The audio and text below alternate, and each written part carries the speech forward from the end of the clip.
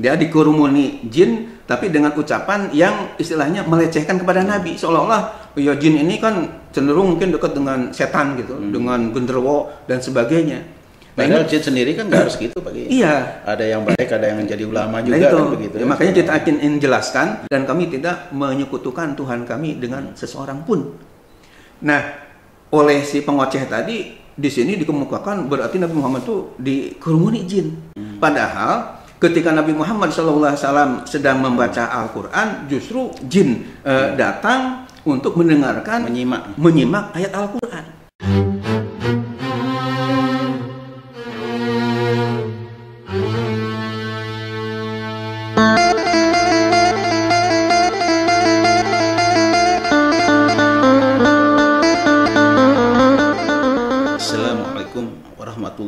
Wabarakatuh. Waalaikumsalam warahmatullahi wabarakatuh.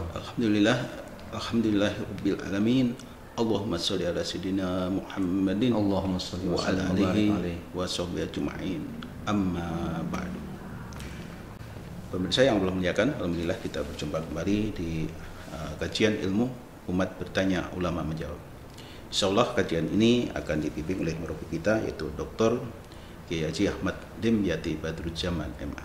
Beliau adalah pimpinan Pondok Pesantren Modern Darul Sholihin, dan beliau juga dosen pascasarjana di Institut Ilmu Al-Quran di Jakarta, dan insya Allah beliau juga sebagai ulama, yaitu Ketua Umum Majelis Ulama Indonesia Kota Depok.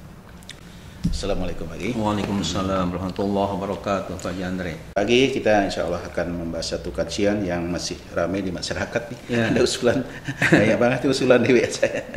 Ya, insya Allah kajian ini akan mengambil satu tema Pak Kiai, yaitu mengkanter pendapat orang yang berkata tidak ada dalilnya dalam Al-Quran Nabi Muhammad dekat dengan Allah, tapi yang ada dalam Al-Quran dikerumuni jin bagi dukun berarti. Subhanallah. Baik, ya Allah. Silakan Pak Biasa ya. Menyapa dulu Pak. Baik. Assalamualaikum warahmatullahi wabarakatuh. Waalaikumsalam warahmatullahi wabarakatuh. Alhamdulillahi wa kafa, wassalatu wassalamu ala nabiyil mustafa wa ala alihi wa sahbihi ahli sidqi wal wafa, amma ba'du. Hadirin hadirat pemirsa yang dimuliakan Allah, Pak Andre yang saya hormati. Alhamdulillah, syukurillah kita berjumpa kembali dalam tanya jawab agama Islam, yang menurut saya ini sangat penting dalam rangka mengokohkan akidah umat Islam dengan adanya orang-orang yang tidak bertanggung jawab, ocehan-ocehan yang tidak bermutu, yang tidak berdalil dengan tentunya dalil Al-Quran yang hadis yang tepat, Ada memang dalil Al-Quran, tapi kadang-kadang jadi selewengkan, pemahamannya semaunya. Ini tentunya tidak baik. Bukan dokter di bidang tafsir, bahkan jelas-jelas dia orang yang keluar dari agama Islamnya.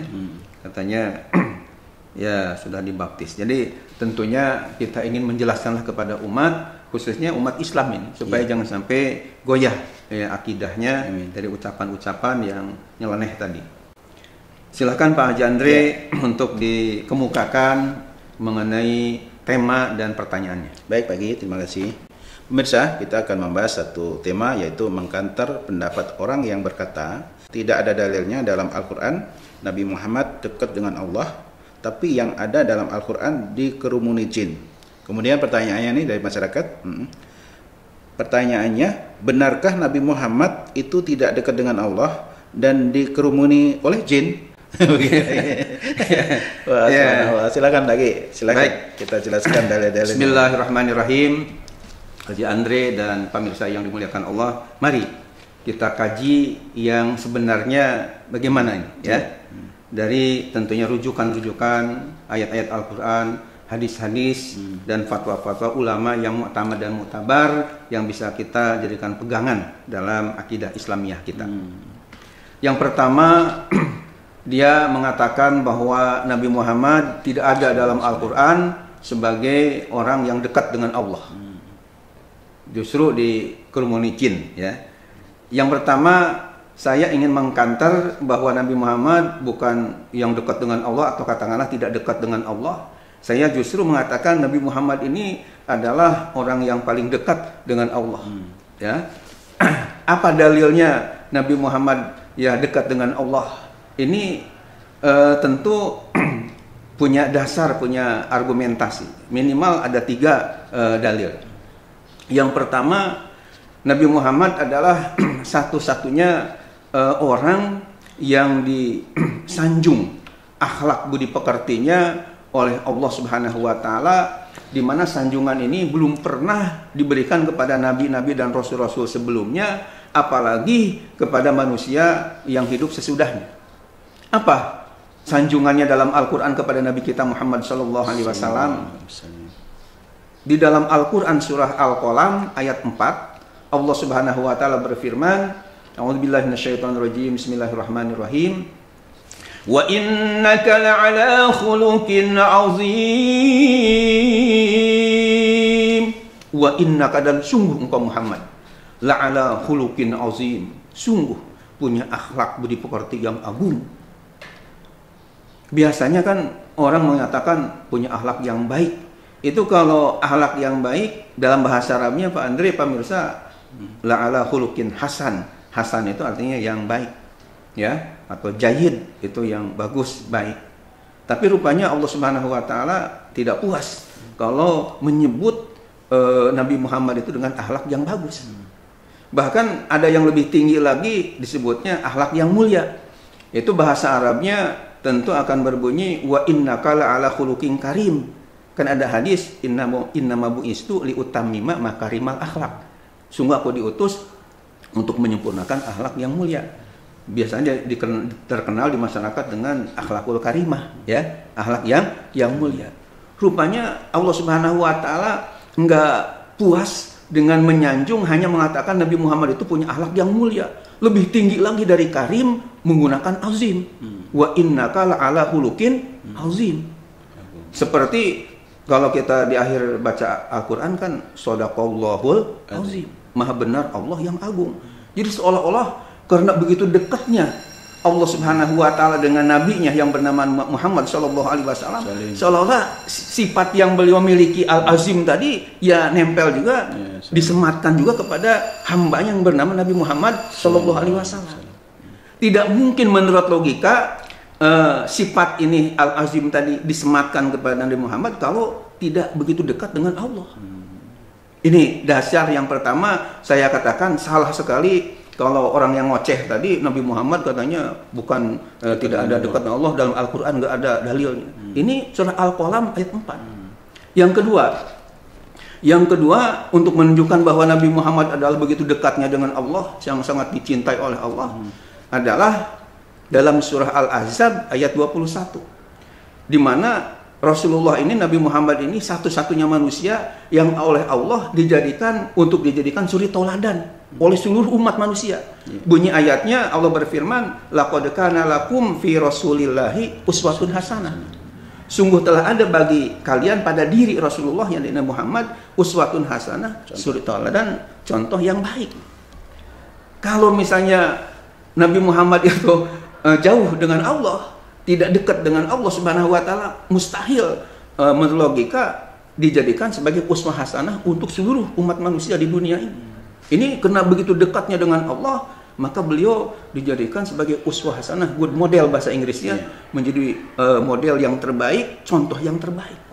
Ini dalil yang kedua untuk mengkanter ucapan yang ngoceh tadi.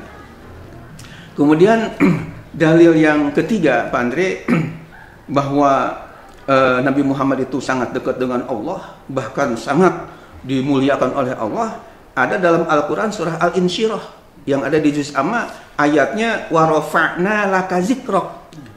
Kan ayatnya awalnya alam nashrah laka sadrak wa wada'na anka wizrak alladzi anqadha dhahrak wa rafa'na laka zikrak. Artinya wa rafa'na, dan kami telah tinggikan laka bagimu ya Muhammad zikraka, sebutanmu. Jadi sebutan Nabi Muhammad SAW oleh Allah ditinggikan setinggi-tingginya oleh pengarang tafsir Al-Quran kayak Ad-Durrul Mansur fi Tafsir Bil Maksur, 6 jilid tebalnya, karya Imam Al-Hafidh Jalaluddin As-Suyuti dari Mesir yang wafat tahun 911 Hijriah, ditafsirkan bahwa di antara tanda tingginya Nabi Muhammad ya ditinggikan oleh Allah, yaitu berdekatannya penyebutan nama Allah dengan Nabi Muhammad SAW, khususnya dalam misalnya ketika kita melakukan seseorang melakukan azan, di mana ketika azan itu nama Nabi Muhammad dengan Allah selalu digandeng. Bahkan sepakat ulama ahli fikih, seseorang muazin tidak sah azannya kalau Nabi Muhammad enggak disebut, hanya nama Allah saja. Kan ketika menyebut setelah asyhadu alla ilaha illallah, asyhadu alla ilaha illallah, kemudian kan dilanjutkan dengan asyhadu anna muhammadar rasulullah, asyhadu anna muhammadar rasulullah. Demikian juga dalam qomat, ya diulang ya, asyhadu alla illallah, asyhadu anna muhammadar rasulullah, disebut setelah nama Allah. Begitu juga dalam tasyahud, asyhadu alla ilaha illallah wa asyhadu anna muhammadar rasulullah. Ketika kita dalam khutbah, alhamdulillah rabbil alamin wa bihi nasta'in ala umuri dunya waddin wa nasbi ajmain. Wassalatu wassalamu ala asyrafil mursalin sayyidina Muhammadi wa ala alihi washabihi ajmain. Pokoknya ketika azan, ketika qomat, ketika tasyahud, ketika khutbah, itu antara Allah dengan Nabi Muhammad itu mesti disebut.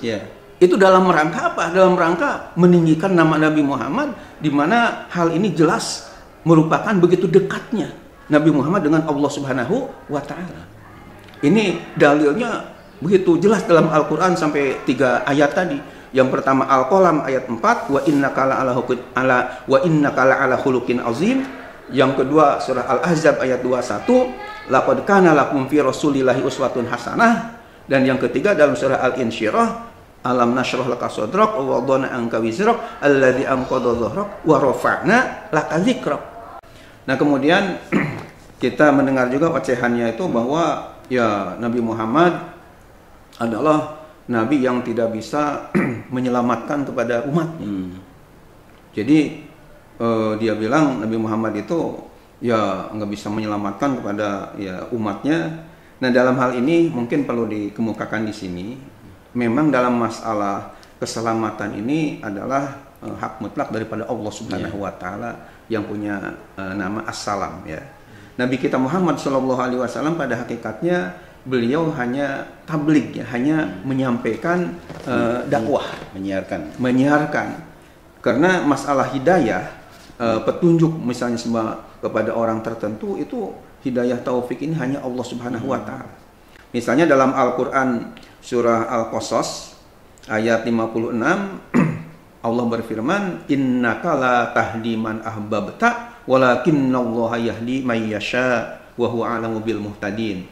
Engkau Muhammad tidak bisa memberi hidayah kepada yang engkau cintai, tapi Allah Ta'ala memberi hidayah kepada yang ia kehendaki, dan Allah Maha tahu siapa yang pas untuk mendapatkan hidayah itu. Jadi memang Rasulullah ini kan diantara sifatnya ada tabligh gitu, hanya sekedar menyampaikan. Bahkan di dalam Al-Quran surah Al-Ma'idah ayat 92 Allah berfirman bahwa wa ati'ullaha wa ati'ur rasula wahdharu fa in tawallaitum fa'lamu annama ala rasulinal balagul mubin. Artinya, dan taatilah Allah dan Rasulnya, dan hati-hatilah kalian, dan jika kalian berpaling maka ketahuilah bahwasanya atas Rasul kami hanya punya kewajiban al-balagul mubin, menyampaikan secara ya nyata, secara jelas. Jadi artinya kewajiban Nabi kita Muhammad SAW sebagai Rasul hanya sekedar tabligh, menyampaikan tentang masalah nanti orang ini dapat hidayah atau tidak, ya. Karena pamannya sendiri kan kayak Abu Jahal, Abu Lahab, ya tidak bisa Rasulullah memberikan hidayah seperti itu. Nah, akan tapi Pak Andre dan pemirsa yang dimuliakan oleh Allah Subhanahu wa taala, Nabi kita Muhammad SAW walaupun secara tegas tidak diberikan oleh Allah misalnya sebagai penyelamat tadi, itu ketika di dalam kitab Sahih hadis riwayat Bukhari dan Muslim yang alhamdulillah saya sendiri sudah tulis ya di dalam buku kecil saya.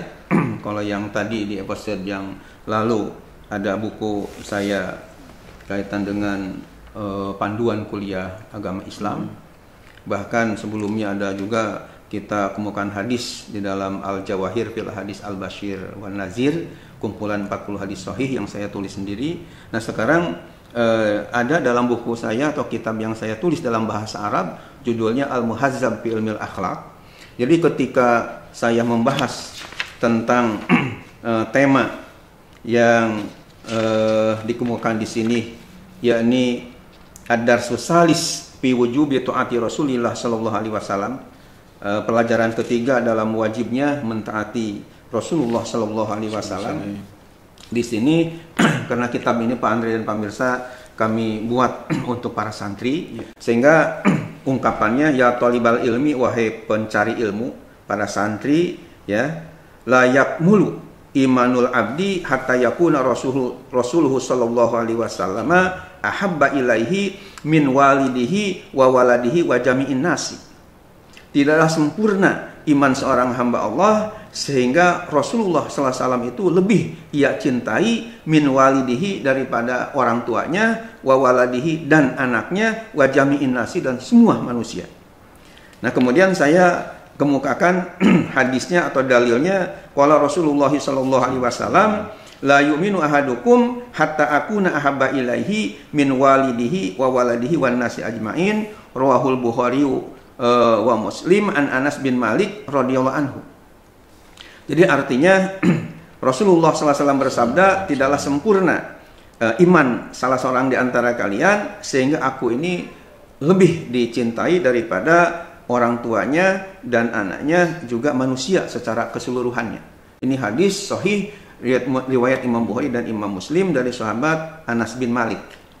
Nah, kemudian di dalam kitab Syarah Sahih Muslim dijelaskan kenapa kita ini umat Islam oleh Rasulullah dalam hadisnya tadi dituntut supaya lebih kita mencintai beliau daripada orang tua kita sendiri, daripada anak kandung kita sendiri, bahkan wan nasi ajmain, daripada manusia secara keseluruhannya.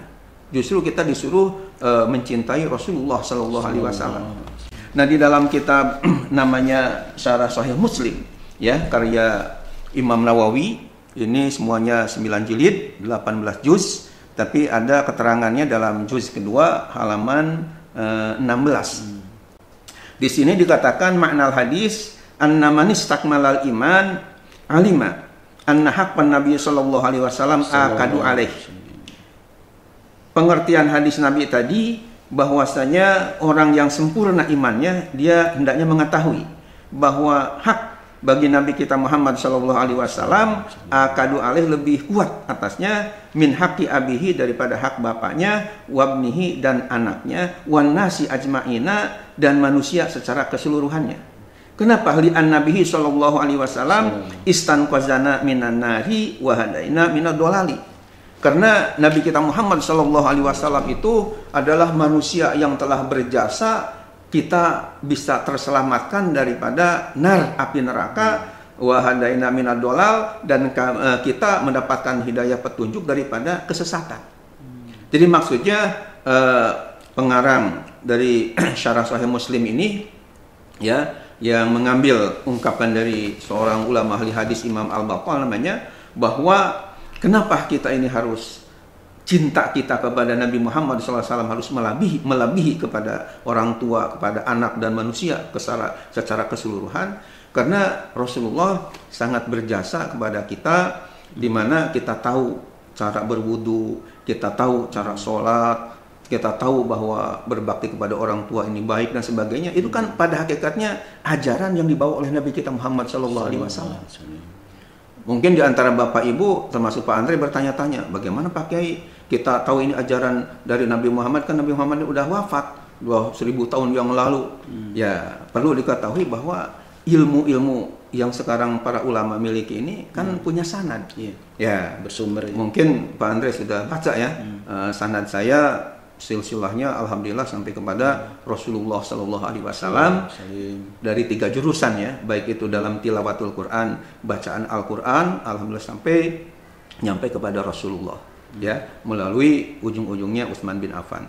Kemudian untuk sanad kaitan dengan tahfizul Quran, hafalan Quran, alhamdulillah punya dosen yang sanadnya sampai kepada Rasulullah sallallahu alaihi wasallam, ya, melalui Ubay bin Ka'ab atau sahabat Abdullah bin Abbas dan yang lain, ya, termasuk sahabat Ibnu Mas'ud. Nah, sementara sanad kaitan dengan Kutubut Turas, kajian kitab gundul istilahnya, alhamdulillah punya guru yang punya sanad sampai jelas nama-nama sampai Rasulullah melalui Imam Syafi'i dari Imam Malik dari Imam Nafi dari sahabat Abdullah bin Umar dari Rasulullah Sallallahu Alaihi Wasallam.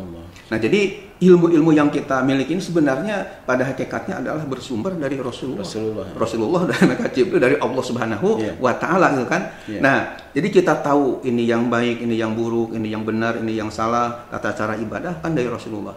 Maka oleh karena itu kata pengarang kitab ini Syarah Sahih Muslim, berarti Rasulullah ini punya jasa kepada kita, sudah bisa, artinya alhamdulillah dengan jasa beliau kita terselamatkan dari azab api neraka.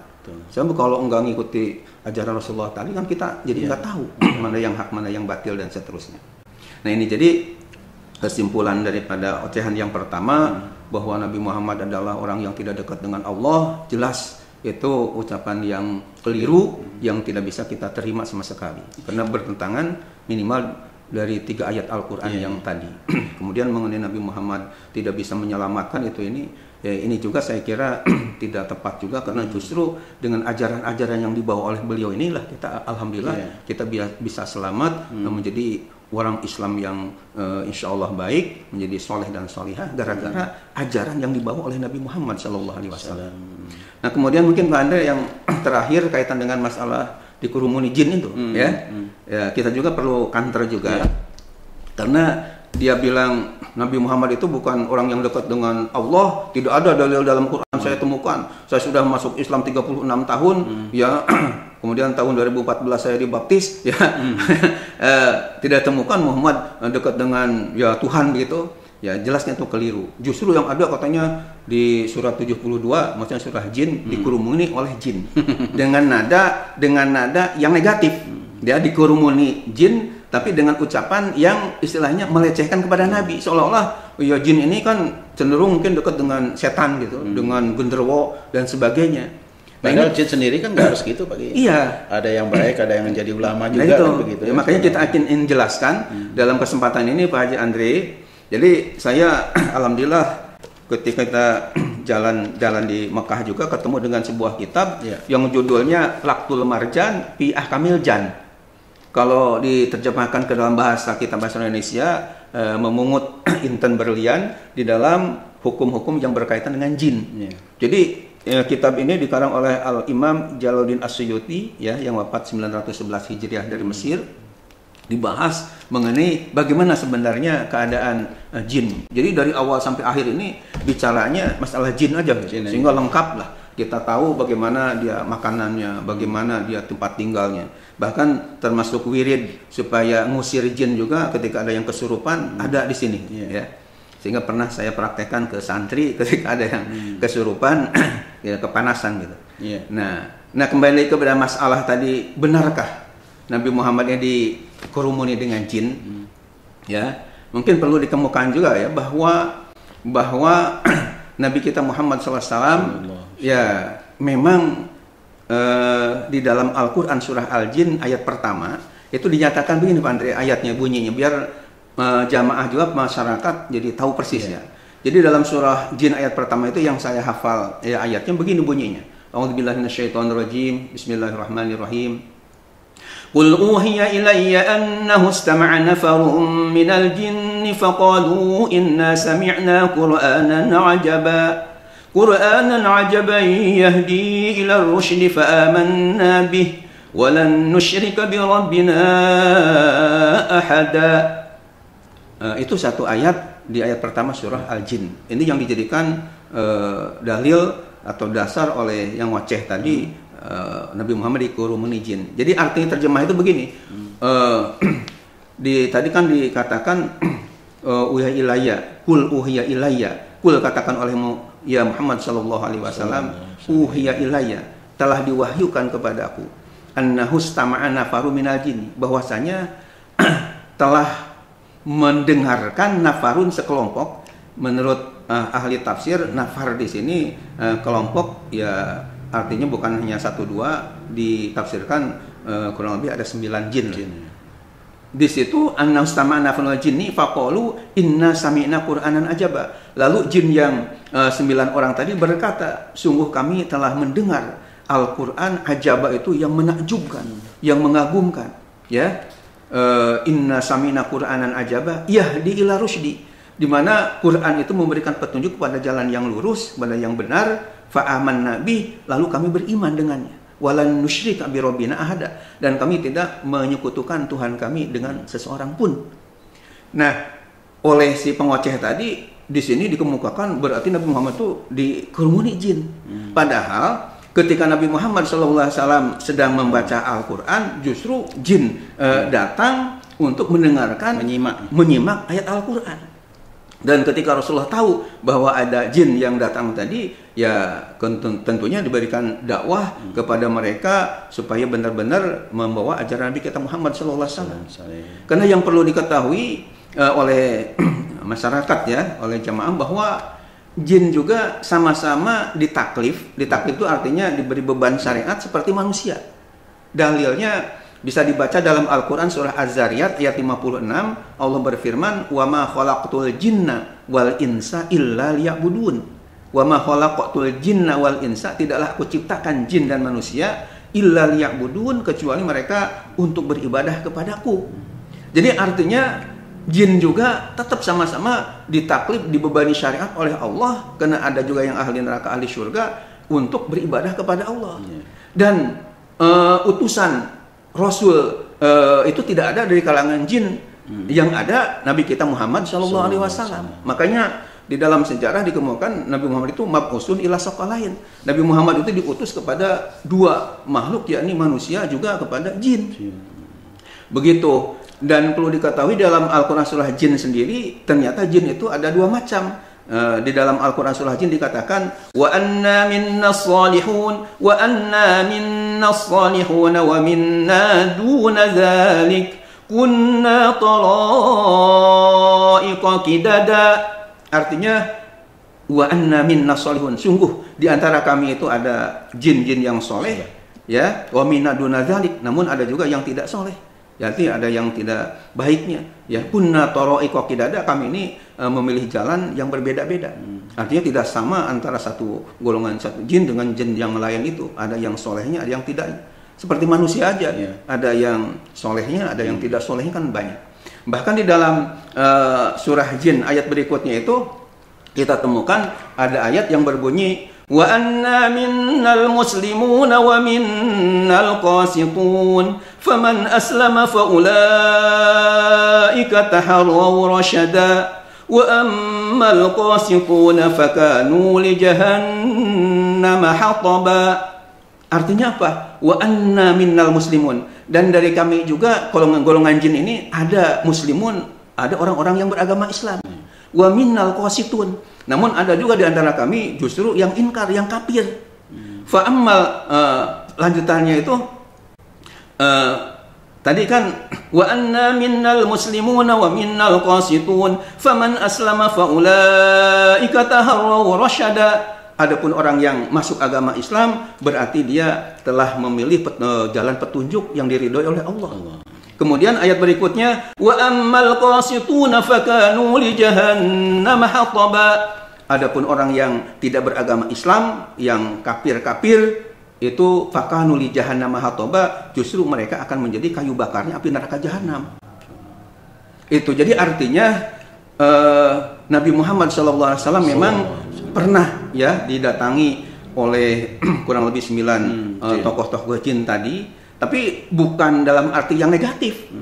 Bukan dikurumuni dalam arti kayak dukun, sehingga justru ikut ngaji, ya. Justru ikut ngaji, dan Nabi Muhammad sebagai Rasul menyampaikan dakwah kepada mereka. Betul, ya. Untuk nanti ini jadi ulama-ulama jin, nanti menyampaikan lagi kepada golongan jin mereka. Jadi justru menurut pandangan kami dari agama Islam ini, justru ini kelebihan Nabi Muhammad.